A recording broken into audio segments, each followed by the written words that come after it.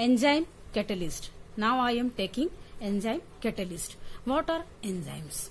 Enzymes are substance. They are made up of protein and they having high molecular mass. इन्हें enzyme को हम कह सकते हैं कि इनका जो मॉलिकुलर मास होता है एकदम हाई होता है, बहुत ज्यादा ये हाई मॉलिकुलर मास के बने हुए रहते हैं और they control our metabolic reaction. Metabolic reactions का मतलब है कि जो हमारे लिविंग सिस्टम में होती है मेटाबॉलिक रिएक्शन, जैसे डाइजेशन है और इस तरह की जो रिएक्शंस होती है, they are called metabolic reaction. There are so many types of enzymes, pepsin, trypsin, invertase, zymase, etcetera. Pepsin, trypsin, they found in our intestine and stomach and they regulate our digestion process. So they are very important enzymes.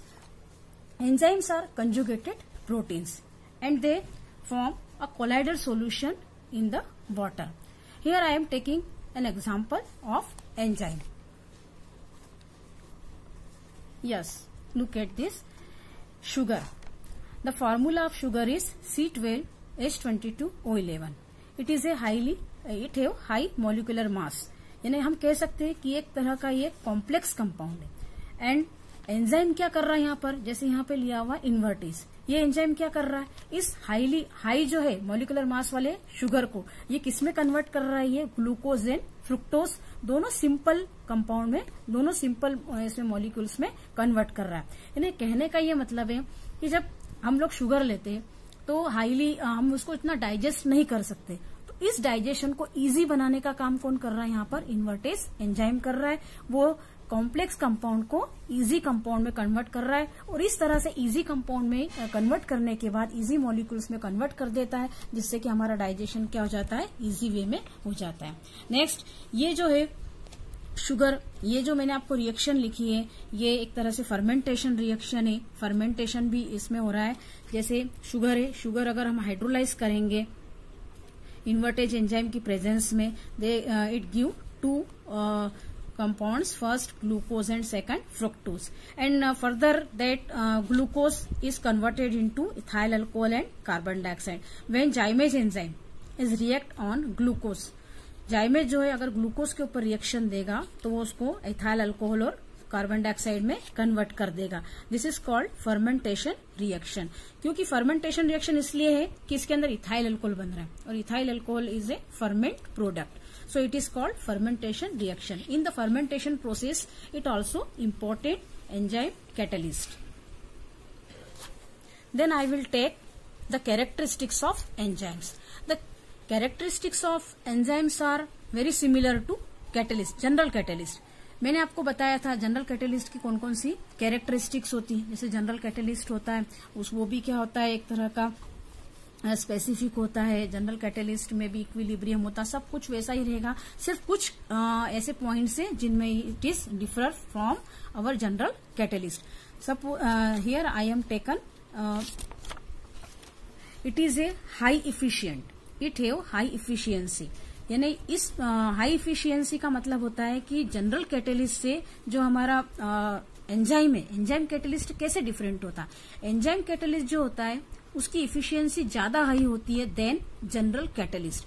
जैसे कि suppose general catalyst अगर एक कोई equation है या कोई reaction है जिसमें हमको दोनों की जरूरत हो, जनरल कैटेलिस्ट की भी जरूरत हो और हमारे इसकी एंजाइम की भी हमको चाहिए, हमको एंजाइम भी चाहिए, तो उस कंडीशन में अगर सपोज हमने 5 ग्राम्स लिए हैं जनरल कैटेलिस्ट के, तो हमको उस पोजीशन में उस रिएक्शन को कंप्लीट करवाने के लिए अगर हम 0.00005 अगर हम ग्राम अगर हम इसके लेते हैं एंजाइम के, तो भी वो रिएक्शन क्या हो जाएगी, प्रोसीड हो जाएगी और अच्छे से परफॉर्म हो जाएगी. तो कहने का मतलब है कि ये ज्यादा एफिशिएंट है. इसकी इतनी सी स्मॉल क्वांटिटी भी वो इस रिएक्शन को प्रोसीड करने में क्या होती है, एबल होती है, बजाय उसके कि हमारे जनरल कैटेलिस्ट के. So it is our high efficiency. इस पॉइंट पर ये दोनों क्या होते हैं, एक दूसरे से डिफर होते हैं. And next point is optimum condition. Actual में जो हमारे जनरल कैटलिस्ट होते हैं वो लो टेम्परेचर पर भी क्या होते हैं, अच्छे से वर्क कर लेते हैं। कई जगह आपने देखा होगा, पिछले साल ली शेटेलियर का जो हमने एक पढ़ा था, ली शेटेलियर प्रिंसिपल पढ़ा था, उसमें किसी में हमने लो टेम्परेचर पे बताया था, कुछ रिएक्शंस हमने हाई टेम्परेचर की जिनको जरूरत पड़ती है। तो इस तरह से दोनों ही इसमें वो क्या करते हैं, जनरल कैटलिस्ट जो होते हैं वो वर्क कर सकते, यानी कितना भी हाई टेम्परेचर हो, लो टेम्परेचर हो, they are perform their work easily. But catalytic जो एंजाइम कैटलिस्ट है वो क्या करते हैं, उनके लिए कुछ ऑप्टिमम कंडीशन जरूरी होती है। जरूरी नहीं कि वो हाई टेम्परेचर पे काम करें, जरूरी नहीं कि वो लो टेम्परेचर पे काम करें। एक्चुअल में इसके लिए जो टेम्परेचर यहाँ पे जो बताया गया है वो है 25 to 37 डिग्री।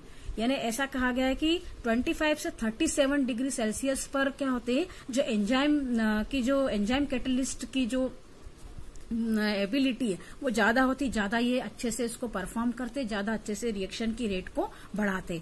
हमको पता है कि हमारे ह्यूमन बॉडी का टेम्परेचर कितना होता है, 37 डिग्री सेल्सियस। इस पर क्या होता है, सबसे अच्छे से क्या होते हैं, हमारे एंजाइम जो होते हैं अच्छे से वर्क करते हैं।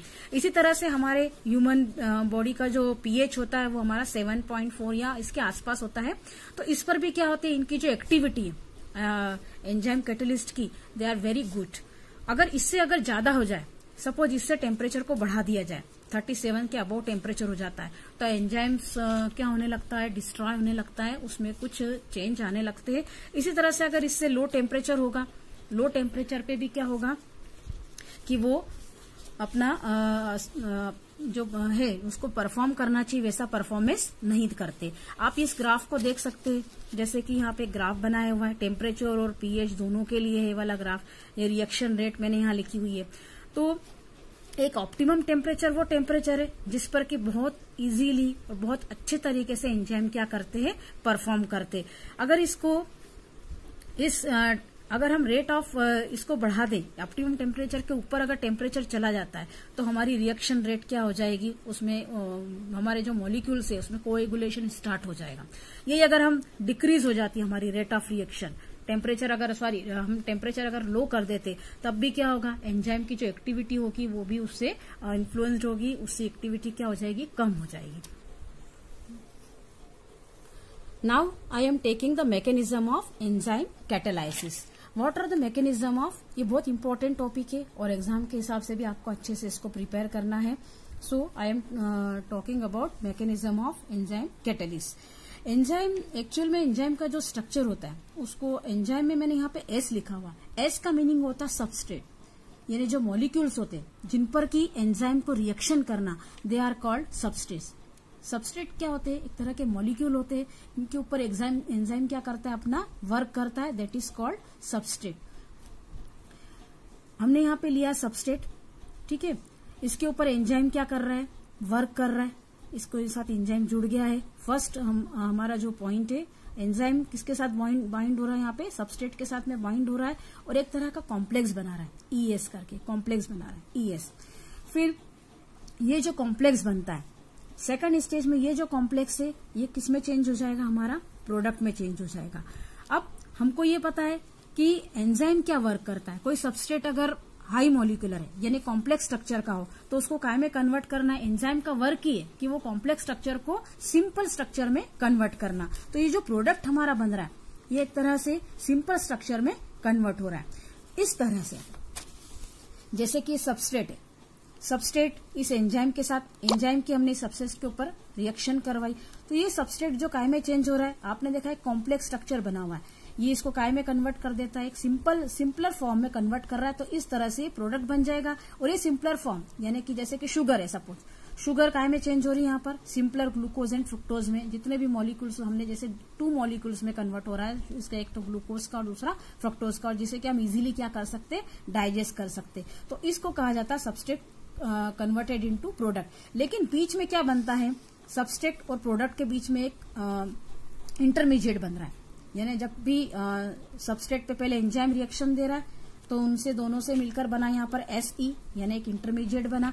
फिर ये इंटरमीडिएट जो होता है इस सबस्ट्रेट को काय में चेंज कर देता है, प्रोडक्ट में चेंज कर देता है। और फिर ये जो एंजाइम जो स्टार्टिंग वाले रिएक्शन में हमने लिया था ये एंजाइम, ये अलग हो जाता है। यानी स्टार्टिंग जैसे मैंने आपको पहले कैटलिस्ट की जो रिएक्शन बताई थी कि कैटलिस्ट क्या करता है, पूरे इसमें इन्वॉल्व तो होता है, लेकिन उसके मास, मोलिकुलर मास और इसमें कोई चेंजेस नहीं आते। सेम वो की वही मैकेनिज्म इसमें हो रही है। एंजाइम कैटलिस्ट भी वैसा ही वर्क करता है जैसा कि एक कैटलिस्ट वर्क करता है। वो भी स्टार्टिंग में भी ई था, हमारा एंजाइम एज इट इज था, और लास्ट में जब उसने प्रोडक्ट बना और एंजाइम क्या हो गया, इससे सेपरेट हो गया, तब भी क्या हो गया, उसका पूरे मोलिकुलर मास या उसकी किसी भी तरह के कंपोजिशन में कोई चेंज नहीं आया। तो it is called mechanism of enzyme catalysis. And now I am taking lock and key theory of enzyme. Yeah, we can also say lock and key relationship between enzyme and substrate. ये भी बहुत important topic है। अब lock and की से particular हमने इसको क्यों बताया। लॉक, जैसे कि आपने देखा कि पर्टिकुलर जो लॉक होता है उसका एक ताले की एक ही चाबी होती है, हम उसको कह सकते हैं सिंपल वर्ड्स में, एक ताले की एक ही चाबी। अगर आप चाहोगे तो भी दूसरी चाबी से उस लॉक को नहीं खोल सकते। तो इस तरह से, हालांकि एक लॉक है, अगर हमने चाबी रखते, हम डुप्लीकेट चाबी भी रखते हैं उसकी। कई बार क्या होती है, हमारी चाबी गुम हो जाती है तो हम डुप्लीकेट रखते, तो कुछ ना कुछ तो ऐसा उसके स्ट्रक्चर में होता होगा, लॉक में और की में, कि दोनों एक दूसरे में क्या होते हैं, फिट हो जाते हैं। सेम ये कंडीशन इसमें भी है। यानी हमने पहले बताया कि एंजाइम क्या होते हैं, स्पेसिफिक होते, जैसे कि कैटलिस्ट कोई भी हो, चाहे वो एंजाइम कैटलिस्ट हो या फिर हमारे सिंपल वाले जनरल कैटलिस्ट हो, दोनों ही क्या होते हैं, एक तरह से स्पेसिफिक रिएक्शन देते हैं। स्पेसिफिक रिएक्शन का मतलब ये होता है कि एक रिएक्शन के लिए एक कैटलिस्ट ही यूजफुल होता है। ऐसा नहीं कि एक ही कैटलिस्ट है और आप उससे कितनी भी रिएक्शन ले लो। इसी तरह से एंजाइम कैटलिस्ट जैसे पेप्सिन है, तो पेप्सिन जो वर्क करेगा वो हमारे डाइजेशन में वर्क करेगा, वो उसमें स्टमक में वर्क करेगा। इसी तरह से ट्रिप्सिन जो है पर्टिकुलर इंटेस्टाइन के लिए, तो इंटेस्टाइन में ही वो वर्क करेगा। ऐसा नहीं कि वो जाके अपना वर्क उसमें उसके इंटरफेयर करेगा स्टमक में जाके। तो एक रिएक्शन के लिए एक ही एंजाइम, जैसे कि एक ताले के लिए एक ही चाबी होती है, वैसे ही एक रिएक्शन के लिए एक ही एंजाइम सुटेबल होता है। That is called our specific nature of enzyme catalyst. You can see that enzyme and substrate. यहाँ पे एक एंजाइम बना, इसका इस तरह से स्ट्रक्चर बना हुआ है। यहाँ पे इसकी जो ग्रूव है, स्पेशल ग्रूव बनी हुई है, आपने देखा होगा कि इस तरह से ग्रूव बनी हुई है। यहाँ पे एक सबस्ट्रेट लिया है, सबस्ट्रेट का भी स्ट्रक्चर कुछ इस तरह से है कि इसका जो ये उभरा हुआ पार्ट है वो इसमें जाके फिट हो जाता है। जैसे यहाँ पर भी इसका जो ये बाहर आया हुआ भाग है वो इसके अंदर जाके क्या हो जाएगा, फिट हो जाता है। अब ये एंजाइम और ये सबस्ट्रेट दोनों आपस में रिएक्शन करने के लिए तैयार है। ठीक, सेकंड स्टेप लेते हैं हम लोग। सेकंड स्टेप में वो कुछ इस तरह से उन्होंने रिएक्शन किया कि इसके जो खांचा बना हुआ है ये, इसके अंदर ये सबस्ट्रेट क्या हो गया, जाकर फिक्स हो गया। मैंने यहाँ पे ब्लैक से बताया हुआ है सबस्ट्रेट, और जो बिल्कुल जिसमें मैंने कलर नहीं किया है वो है हमारा एंजाइम। तो अब ये बना हमारा enzyme substrate complex. Enzyme substrate complex बन गया ये वाला। अब ये एंजाइम सबस्ट्रेट कॉम्प्लेक्स क्या करेगा, दोनों मिक्स होंगे, आपस में रिएक्शन करेंगे और काय में कन्वर्ट हो जाएगा। ये सबस्ट्रेट हमारा जो स्टार्टिंग में था सबस्ट्रेट, वो सिंपल मॉलिक्यूलर फॉर्म में कन्वर्ट हो जाएगा। जैसे कि सपोज शुगर अब काय में चेंज हो जाएगी, हमारी ग्लूकोज और फ्रुक्टोज में चेंज हो जाएगी, है ना, और इन द सिंपलर फॉर्म। तो अब ये क्या करेगा, ये प्रोडक्ट बना लेगा। मैंने यहाँ पे दो प्रोडक्ट बनाए, जैसे कि हमको ग्लूकोज और फ्रुक्टोज मिले थे, इस तरह से हमारा प्रोडक्ट बन गया और ये एंजाइम अपना वर्क करके क्या हो गया, यहाँ पर अलग हो गया, फिर ये दूसरी रिएक्शन करने के लिए तैयार हो गया। इस तरह से लॉक एंड की मॉडल बनता है और relationship between substrate and enzyme हमारा परफॉर्म होता है। बहुत इंपॉर्टेंट टॉपिक है और इसको आप लोगों को लेना है। यहाँ मैंने कुछ साइड में क्वेश्चन लिखा हुआ है, उसको भी मैं बता देती हूँ पढ़ के। Why enzyme is called biocatalyst.